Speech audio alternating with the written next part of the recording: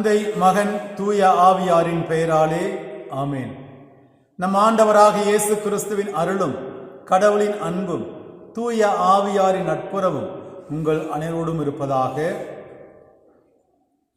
அன்புக்குரியவர்களே, இன்று அனைத்து குருக்களின் பாதுகாவலரும் மறைகு மாவட்ட குருக்களின் வழிகாட்டியுமான புனித ஜான் மரி வியானியுடைய விழாவை நாம் கொண்டாடுகிறோம். இந்த அருமையான நாளிலே உங்கள் அனைவருக்கும் திருநாள் வாழ்த்துக்களை நான் தெரிவித்துக் கொள்கிறேன். இன்று நீங்கள் உங்கள் பங்கு தந்தையருக்காகவும் நம்முடைய மறைமாவட்ட ஆயர் மேதகு அமல்ராஜ் அவர்களுக்காகவும் மறைமாவட்டத்தில் இருக்கிற அனைத்து குருக்களுக்காகவும் ஜெபிக்க உங்களை அன்போடு அழைக்கின்றேன். மத்திய எழுதிய நற்செய்தி 5ஆம் அதிகாரம் 3ஆம் வசனம். ஏழையரின் உள்ளத்தோர் பேறு பெற்றோர், ஏனெனில் விண்ணரசு அவர்களுக்குரியதே. இயேசுவில் அன்புமிக்க சகோதர சகோதரிகளே, வாழ்வில் ஏழ்மை, ஆனால் உள்ளத்தில் எளிமை, ஆண்டவரின் அடிமை, இறைவனுக்கு என்றும் மகிமை, இதுதான் அந்த புனிதரின் பெருமை. ஆம், அன்புமிக்க சகோதர சகோதரிகளை, இன்று ஆகஸ்ட் 4ஆம் தேதி புனித ஜான் பேப்டிஸ்ட் வியானி அவர்களின் விழாவை திரு அவை கொண்டாடுகின்றது. வியானி திரு அவையில் அனைத்து குருக்களுக்கும் பாதுகாவலர் என்று திரு அவை அறிவித்திருக்கின்றது. புனித வியானி பிரான்ஸ் தேசத்தில் பிறந்தவர். அவர் பிறந்த காலம் பிரான்சில் ஒரு புரட்சி காலமாக இருந்தது. பிரெஞ்சு புரட்சி என்று நாம் சொல்லுவோம். அந்த காலத்தில் பிறந்த அவர் பல்வேறு இக்கட்டுகள், துன்பங்கள், துயரங்களை சந்தித்தார். அன்று நாடெங்கும் பல ஆலயங்கள் இடிக்கப்பட்டன, குருக்கள் கொல்லப்பட்டனர், திருப்பலி நிறைவேற்றக்கூடாது என்ற ஒரு நிலை. ஏறக்குறைய இன்றைய நிலையில் நாம் லாக்டவுனில் இருப்பது போல திருப்பலி அன்று அனைவருக்கும் வாய்ப்பு இல்லை, பங்கேற்க முடியாத ஒரு சூழ்நிலை இருந்த நேரம். அந்த புனிதர் வளர்ந்த காலத்தில் நெப்போலியன் அரசனாக இருந்தார். ஒவ்வொரு வீட்டில் உள்ள இளைஞனும் படையில் சேர வேண்டும், போரிட வர வேண்டும் என்று கட்டாய சட்டம் இயற்றினார். வியானியும் படையில் சேர்க்கப்பட வேண்டிய கட்டாயம். பெற்றோர்கள் விரும்பவில்லை. எதையோ திட்டம் தீட்டி முயற்சித்தனர், ஆனால் முடியவில்லை. இறுதியில் படையில் சேர்ந்தார். நடுவில் ஒரு முறை அவர் அதிலிருந்து தப்பித்து வந்தார். ஒரு கைம்பெண்ணினுடைய வீட்டில் தங்கினார். இருந்தாலும் அவர்கள் அரசினர் கண்டுபிடித்து விட்டனர். ஒரு வழியாக தன்னுடைய பணியை முடித்துவிட்டு வந்தவர் தான் குருவாக வேண்டும் என்று ஆசித்தார். குருவாக வேண்டுமென்றால் பயில வேண்டும், அறிவு மிகுந்தவர்களாக இருக்க வேண்டும் என்ற ஒரு நிலையும் இருந்தது. இவர் அறிவில் சிறந்தவர் அல்ல, எளியவர்தான், பக்திமான், ஆனால் அறிவில் சிறந்தவர் அல்ல. எனவே குருமடத்தில் பல நேரங்களில் தோல்வியுறும் நிலையும் ஏற்பட்டது. இருப்பினும் இறைவனின் அருளால் இறுதியில் அவர் குரு பட்டம் பெற்றார். குரு பட்டம் பெற்ற பிறகு அவரை ஓரிடத்திற்கு அனுப்பினார் ஆயர் அவர்கள். அவ்வாறு அனுப்பப்படும் போது முதன்மை குரு அவரை பார்த்து, அந்த பங்கில் ஆர்ஸ் என்ற அந்த பங்கில் கடவுளின் அன்பு இல்லை, மக்களுக்கு கடவுள் மீது அன்பு இல்லை. நீ அந்த இடத்திற்கு போய் அதை தூண்ட வேண்டும், கடவுளின் அன்பை தூண்டி எழுப்ப வேண்டும் என்று சொல்லிதான் அவரை அங்கு அனுப்பினார். அங்கும் அவர் சென்றார்.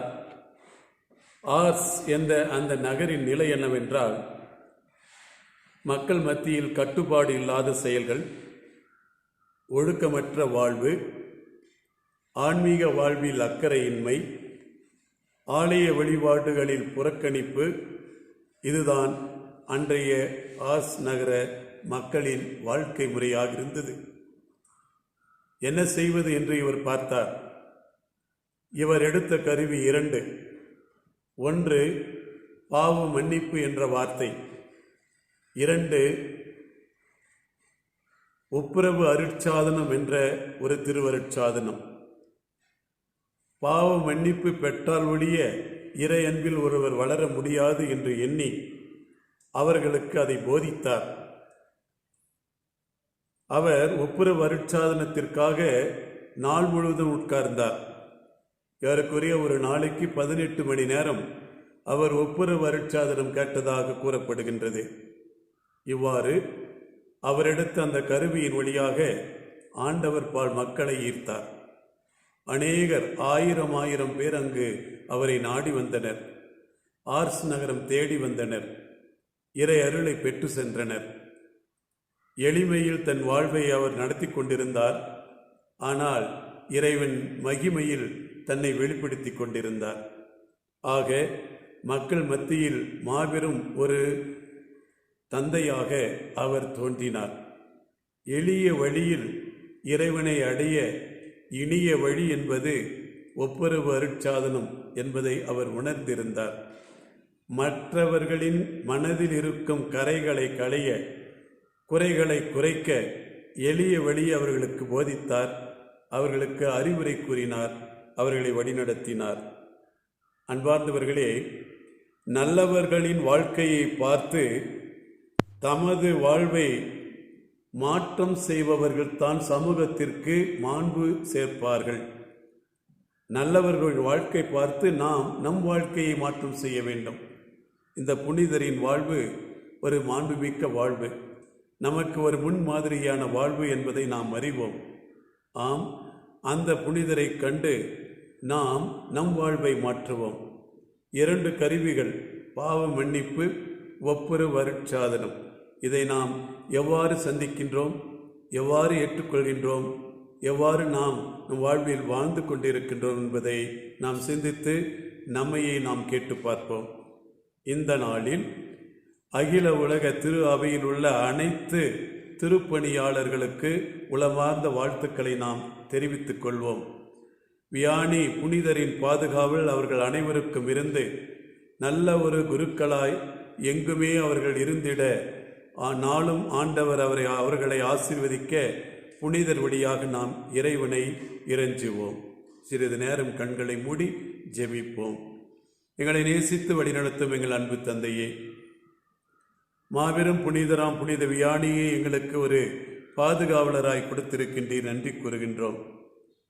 எளிமையான மனதோடு எளிய வழியில் உம்மையை பற்றி கொண்டு அனைவரையும் உன்பால் அழைத்து வரும் ஒரு கருவியாக அவரை நீர் தேர்ந்தெடுத்தீர். அவரை போல நாங்களும் மிதமிஞ்சிய பட்டுதல்களிலிருந்து விடுதலை பெற்று கட்டுப்பாடற்ற வாழ்க்கையை விட்டுவிட்டு ஒழுக்கத்தோடு வாழவும் உண்மையின் வழி நடக்கவும் எங்களுக்கு அருளும். நாங்கள் எங்கள் குருக்களுக்காக ஜெபிக்கின்றோம். அனைத்து குருக்களையும் ஆசீர்வதியும். இயேசுவின் நாமத்தில் ஜெபிக்கின்றோம். எங்கள் ஜெபம் கேட்கும் நல்ல பிதாவே, ஆமீன். மத்தேயு எழுதிய தூய நற்செய்தியிலிருந்து வாசகம். அதிகாரம் 9, இறை வார்த்தைகள் 35 துவங்கி அதிகாரம் 10 இறை வார்த்தை 1 முடிய.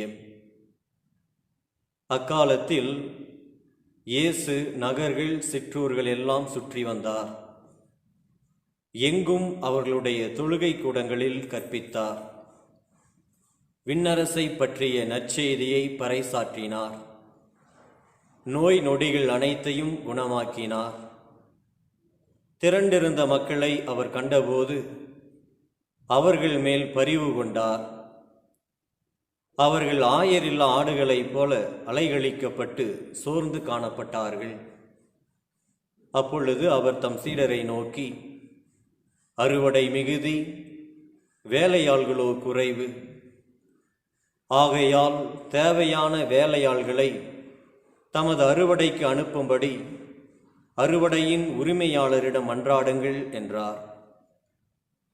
இயேசு தம் சீடர் 12 தம்மிடம் வரவழைத்தார். தீய ஆவிகளை ஓட்டவும் நோய் நொடிகளை குணமாக்கவும் அவர்களுக்கு அதிகாரம் அளித்தார். ஆண்டவரின் அருள்வாக்கு. கிறிஸ்துவே உமக்கு புகழ். அன்புக்குரிய சகோதர சகோதரிகளே, குழந்தைகளே, இளையோரே, உங்கள் அனைவருக்கும் நமது ஆண்டவர் இயேசு கிறிஸ்துவின் பெயராலே வாழ்த்துக்களையும் வணக்கங்களையும் தெரிவித்துக் கொள்கிறேன். இன்றைய நாள் ஒரு மகிழ்ச்சிகரமான ஒரு நாள். புனித ஜான் மரிய வியானி என்று சொல்லக்கூடிய அனைத்து குருக்களின், சிறப்பாக பங்கு குருக்களின் பாதுகாவலராகிய இவருடைய திருவிழாவை மகிழ்ச்சியோடு நாம் கொண்டாடுகின்றோம். இன்றைய நாளிலே அனைத்து குருக்களுக்கும் நமது வாழ்த்துக்களை தெரிவிப்போம். ஆண்டவர் நம் ஒவ்வொருவரையுமே தனிப்பட்ட விதத்திலே சிறப்பாக தேர்ந்தெடுத்திருக்கிறார் என்பதனை உணர்வதற்காக இன்றைய நாளுடைய இறைவார்த்தைகள் நமக்கு அழைப்பு விடுக்கின்றன. முதல் வாசகமாக வரவேண்டிய எசேக்கியேல் பகுதியிலிருந்து நாம் வாசிக்கிறோம். இந்த ஆண்டவர் சொல்லுகிறார், நான் என்னுடைய வார்த்தையை உனக்கு வழங்குகின்ற பொழுது அதை நீ கவனமாக பெற்றுக்கொண்டு தீயவர்களை உள்ளபடியே நீ கண்டிக்க, நல்லவர்களை பாராட்டி வளர்த்தெடுக்க உன்னை காவலனாக, வீட்டு காவலனாக உருவாக்கி இருக்கிறேன் என்று சொல்லி நமக்கு அழைப்பு விடுக்கிறார். நமது ஆண்டவர் இயேசு கிறிஸ்து இன்றைய நற்செய்தியிலே முக்கியமான 3 விஷயங்களை சொல்லுவதை நாம் உள்வாங்கிக் கொள்ளலாம். ஆண்டவர் இயேசு சிற்றூர்கள், நகர்கள் எங்கும் அவர் நற்செய்தி பறைசாற்றிக் கொண்டே செல்லுகிறார். அங்கே ஒவ்வொரு ஜெபக்கூடங்களையும் போதிக்கிறார். போதிப்பது மட்டுமல்ல, அவர் பல விஷயங்களை, நோய்களை நீக்கக்கூடியவராக, பேய்களை ஓட்டக்கூடியவராக பல காரியங்களை சாதிக்கிறார். அவர் மீது அவர் பரிவு கொண்டவராக இருக்கிறார். அவர்கள் 1000 ஆடுகளைப் போல் இருக்கிறபடியால் அவர் மீது பரிவு கொண்டார். இயேசுனுடைய பரிவு எப்படி என்று சொன்னால், the compassionate heart.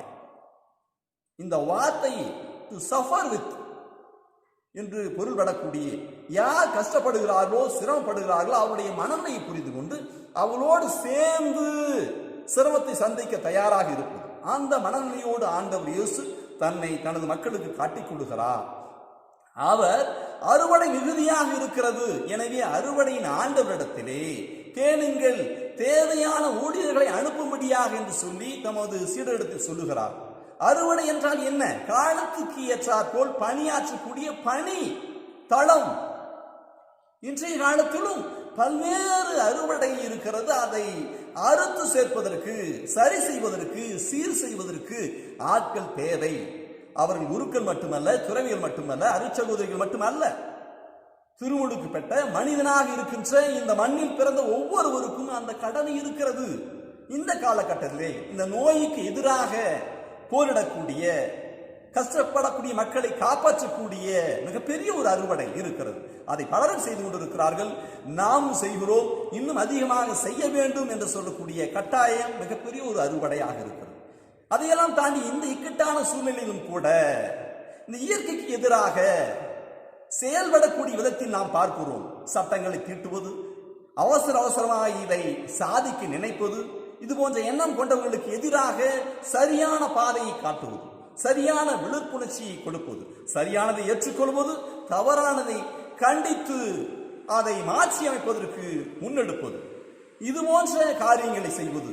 அனைவரும் கல்வி கற்க வேண்டும், அனைவரும் தேவையான வளமையை பெற்றுக்கொள்ள வேண்டும், வேலை வாய்ப்பினை பெற்றுக்கொள்ள வேண்டும், அனைவரும் மகிழ்ந்து கொண்டாட வேண்டும் என்பதற்காகத்தான் ஒவ்வொருவரும் முயற்சி எடுக்கிறோம். அரசாங்க அதிகாரிகளாக இருந்தாலும், அரசியல்வாதிகளாக இருந்தாலும், ஆன்மீக தலைவராக இருந்தாலும் ஆசைப்படுகிறார்கள், சாமானியர்கள் நாம் மேலே கொண்டு வர வேண்டும் என்று சொல்லி. இந்த சூழ்நிலையில் இந்த தேசியமாக இருந்தாலும் சரி, மாநிலமாக இருந்தாலும் சரி, மக்கள் சார்ந்த முடிவுகளை எடுக்கக்கூடிய விதத்தில் இருக்கின்ற பொழுது அவர்களுக்கு நாம் சாதகமாக உதவி செய்யக்கூடியவர்களாக. ஆனால் மக்களுக்கு எதிரான திட்டங்கள் வருகின்ற பொழுது யார் முன்னெடுத்து அதை தடை செய்ய பார்க்கிறார்களோ அதுவும் இந்த காலத்தினுடைய அறுவடையாக இருக்கிறது. அதற்காக அனைவரும் முன் வருகின்ற பொழுது ஆண்டவரின் நற்செய்தி சொல்லக்கூடியது நமக்கு புலப்படும், அர்த்தமாகும். தொடர்ந்து ஆண்டவர் இயேசு சொல்லுகிறார், அவர் பல நன்மைகளை செய்து கொண்டே சென்றவர் பேய்களை ஓட்டக்கூடியவராக, நோய்களை குணமாக்கக்கூடியவராக வருகின்றார். இந்த காலகட்டத்தில் எது நோயாக இருக்கிறது, எது பேயாக இருக்கிறது என்று சொல்லி கண்டுபிடித்து அதை ஒழிப்பதற்கான வல்லமையை, தூய ஆவியின் துணையை நாம் கேட்க வேண்டும். ஆண்டவரே, நாங்கள் சாமானியமானவர்களாக, சாதாரணமானவர்களாக இருந்தாலும் கூட ஓமோது திருவுளப்படி, ஓமோது ஞானத்தைப்படி எங்கள் பாதுகாவலராகிய புனித ஜான் மரிய வியானி அங்கே தீமைகள், பல்வேறு அடிமைத்தனங்களிலே குடிப்பழக்கத்தில் இருக்கிறார்கள், பல்வேறு புகைப்படத்தில் பழக்கத்தில் இருக்கிறார்கள், ஒழுங்கீனத்தில் இருக்கிறார்கள், அந்த ஊருக்கு ஒரு சிற்றூராக இருந்தாலும் கூட அங்கே பணி இருக்கிறது சொல்லி புரிந்து கொண்டு அவர் உன்னுடைய திருவிழப்படி செயல்பட்டார். என்னால் முடியும், இறைவன் அனுப்பி இருக்கிறான்னு சொல்லி அவர் செயல்பட்டார். அதை போலவே நாம் இருக்கின்ற இடத்துல, நமது குடும்பமாக இருக்கலாம், நாம் இருக்கக்கூடிய சமுதாயமாக இருக்கலாம், நமது ஊராக இருக்கலாம், அங்கே என்னுடைய பணி எதுவாக இருக்கிறது, என்னால் எதையும் செய்ய முடியும், எதற்காக ஆண்டவனை அழைத்திருக்கிறார் என்று சொல்லி செயல்படுகின்ற பொழுது நாம் ஆண்டவருடைய உண்மையான சீடர்களாக இருக்கின்றோம். அனைவருக்கும் அந்த அழைப்பை ஆண்டவர் இயேசு வழங்குகிறார். நாம் ஒவ்வொருவரும் அவருடைய அறுவடையின் ஆட்களாக பணியாளர்களாக இருக்கும் சொல்லி அவர் ஆர்வத்தோடு அழைப்பு விடுக்கிறார். எனவே அவருடைய அழைப்பை ஏற்றவர்களாக, அவரோடு சேர்ந்து பயணிக்கக்கூடியவர்களாக இருக்க நாம் தொடர்ந்து முயற்சிப்போம். கண்டிப்பாக அவருடைய பணிக்கு ஏற்ற பலனை நாம் பெற்றுக்கொள்ளுவோம். எனவே இந்த காலத்தில் ஆண்டவரை எங்களுக்காக என்ன செய்தி நீர் எங்களுக்கு வழங்குகின்றீர், எங்களுடைய பாதுகாவலரை பயன்படுத்தியதை போல எங்களையும் பயன்படுத்துவீராக. எங்களுடைய குடும்பங்களை எல்லாம் ஆசீர்வதிப்பீராக, எங்கள் நாட்டை ஆசீர்வதிப்பீராக, எங்களுடைய மக்களை ஆசீர்வதிப்பீராக, ஏழை எளியவர்களை காப்பாற்றுவீராக. இதற்காக முன்வரக்கூடிய நல்ல மனிதர்களுடைய எண்ணிக்கை நீர் கூட்டிக் கொடுப்பீராக என்று சொல்லி ஆண்டவரிடத்தில் அர்ப்பணிப்போம். கண்டிப்பாக ஆண்டவன் ஒவ்வொருவரையும், ஒவ்வொரு நாட்டையும், அகில உலகையும் மீட்டெடுப்பார், காத்துக்கொள்வார். அவரே உலகின் இரட்சகராக எல்லாருக்கும் விளங்குவார். அப்பொழுது ஒரே மந்தையும் ஒரே ஆயனுமாக நாம் மகிழ்ந்து கொண்டாடுவோம். மோட்ச வாக்கியத்தை இங்கே நாம் கொண்டாடுவோம். எனவே திருவிழா வாழ்த்துக்களை தெரிவித்துக் கொண்டு தொடர்ந்து நாம் ஆண்டவருடைய அன்பு மக்களாக வாழ்வதற்காக தொடர்ந்து ஜெபிப்போம். ஆண்டவர் ஒவ்வொருவரையும் ஆசீர்வதிப்பாராக. ஆமென். ஆண்டவர் உங்களோடு இருப்பாராக. எல்லாம் வல்ல இறைவன் தந்தை, மகன், தூய ஆவியார் உங்களை ஆசீர்வதித்து காப்பாராக. ஆமென். மகிழ்வோம் குருத்துவ குலங்களே, வாழ்த்தி போற்றுவோம் வியானியை. மகிழ்வோம் குருத்துவ குலங்களே, வாழ்த்தி போற்றுவோம் வியானியை. விண்ணக வாசல் நுழைந்த நாளின்று மன்னகம் மகிழும் இனிய நன்னாள்.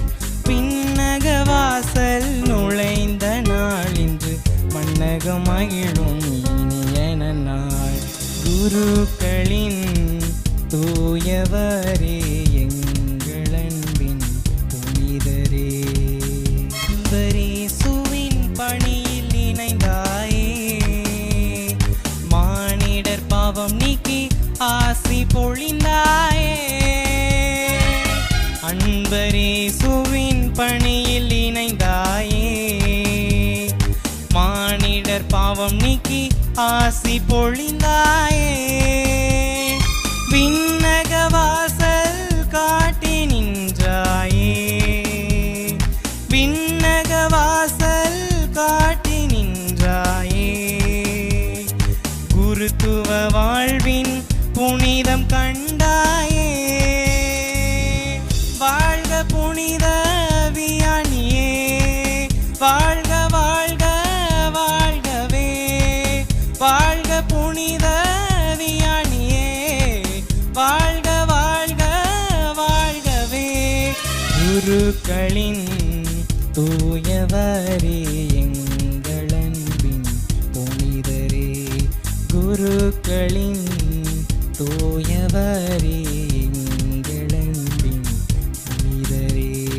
அருள் நிறை மரியின் பண்பில் இணைந்தாயே. மக்கள் பசிப்பினி போக்கி மகிழ்ந்தாயே. அருள் நிறை மரியின் பண்பில் இணைந்தாயே. மக்கள் பசிப்பினி போக்கி மகிழ்ந்தாயே. தந்தையாயன் இதயம் நுழைந்தாயே. தந்தையாயன் இதயம் நுழைந்தாயே. குருத்துவ வாழ்வின் தலைமை கண்டாயே. வாழ்க புனித வியானியே, வாழ்க வாழ்க வாழ்கவே. வாழ்க புனித வியானியே, வாழ்க வாழ்க வாழ்கவே. குருக்களின் தூயவரே, எங்கள் அன்பின் புனிதரே. குருக்களின் தூயவரே, எங்கள் மகிழ்வோம் குருத்துவ குலங்களே, வாழ்த்தி போற்றுவோம் வியாணியை. மகிழ்வோம் குருத்துவ குலங்களே, வாழ்த்தி போற்றுவோம் வியாணியை. விண்ணக வாசல் நுழைந்த நாள் இன்று, மன்னகம் மகிழும் இனிய நன்னாள்.